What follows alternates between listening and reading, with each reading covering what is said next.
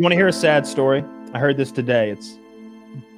How sad? It's a little depressing. So, in the 60s, this guy became the first person to ever circumnavigate the globe in a sailboat solo. And he made a pit stop in Australia. He left England, went all the way down Africa, past Australia, around Cape Horn of South America, and then back up. Right? It's by himself. And nobody thought it was going to be a big deal, but the public really clung on to it. It became a big news story. And the newspaper that had paid him a very small amount, actually, for his story, did bonkers sales because they had the guy's story that they could print and publish. So they were like, we got to get some more of this. We made a ton of money off this guy. It didn't cost us anything. Let's sponsor a new race around the globe. But this time, no stops. That'll be the new thing. And we'll like whoever gets the best time gets $70,000 in adjusted monies. And Money. So it brought out the best in the world, like a dozen of the best solo fucking sailors in the world. They had these wild accomplishments that they had all achieved in various fields of sailing. One of them had been in the Navy for many years, just all sorts of stuff, except for one guy. This guy needed the money. Okay, this guy was an Englishman who he had a business selling navigational gear for boats. It was failing. And the loan that he had taken out to start his business that fed his family was being called upon by the man who'd given it to him. And he's in this real pinch where he can't pay that man. He can barely feed his family. But here's this opportunity. He's an engineer by trade or by education. And so he tells the man who's wanting the money back, I don't have, but here's what we could do. I can win this race. I'm an engineer. I can design a boat that's better than anyone else's boat. I can sail it more efficiently than anyone else can. I can win this $70,000 and more. And the guy thought about it and was like, yeah, all right, I will pay for your boat. I will, wherever you need, I'll build your boat. You do the race. But if you don't win, you pay me back for the boat. So now it's a no-lose situation for this guy. You know, whether he wins the race or not, this guy's getting his money back. He's happy to do it. So he starts building the boat. But it's quickly getting to the deadline for when he needs to leave. Everyone's left at different times, but there's a window. They're going to time you. But they're like, all right, from May to October, you know, in those 5 months, you leave. And I think the prevailing winds or currents or tides or something have something to do with it. It's like, hey, you know, this is our window to do this thing. It's a 10-month race. It's a 10-month race. Solo. Okay? Because we're not stopping in Australia this time. So the newspaper wants to make a big deal of this thing. They get everybody fired up. They got like 100,000 people there to crack bottles of champagne and see this guy off. And he is fucking terrified because the boat's not ready. The boat's not ready. And he's begging his wife without saying it out loud to give him an excuse not to go. She says he cried all night the night before in bed, weeping aloud. And I said nothing. And she's like, I should have said something because he kept saying, boat's not ready. What a bitch. The boat's not ready. So they're like, hey, how about we want you to leave from this port, not that one. And he's like, why? It's 100 miles extra from me. I'm like, yeah, no, but that's where the crowd can get biggest. We can put there's a hotel there for everybody to stay. And there's a big port that everybody can stand and see you leave. So they did that. 100 miles is nothing. We're going around the fucking planet. It's supposed to take 3 days. 2 weeks later, he hadn't made up those 2 weeks. And everybody's like, oh shit, this is our guy? This is our guy? Because everybody else is like halfway to the bottom of Africa. So he takes off and he's right away, something breaks. Like as he's leaving, they're like, oh, look at that broke. He fixes a little, takes off over the horizon. Things continue to break. They have his journals, his logbooks. It's just like one thing after another. Another screw fell out of the wheel down to 2.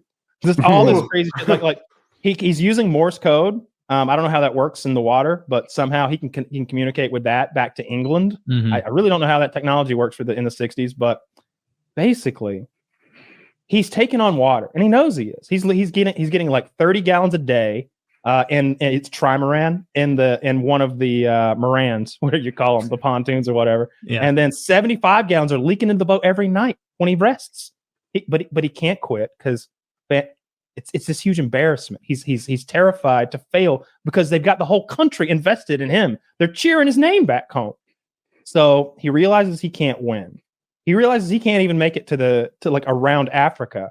So he basically decides that if he fakes his logbooks and pretends like he went around the world and just hangs out in the southern Atlantic for months and months, then when the other guys come around, he can just fall in behind them. And he doesn't want to win. He just doesn't want to be humiliated. He just wants to finish. He wants to finish.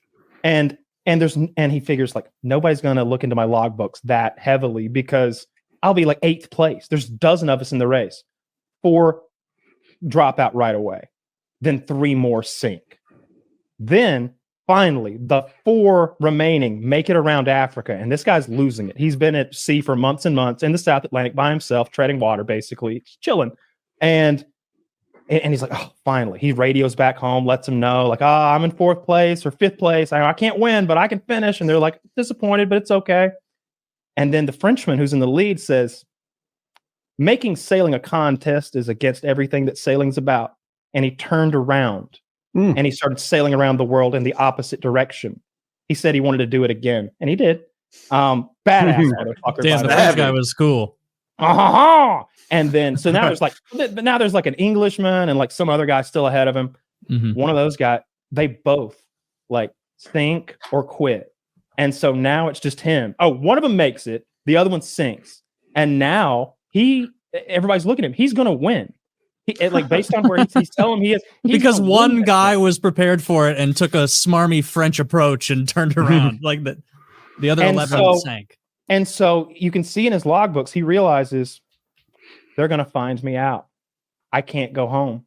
So he sails west. And he slowly goes insane.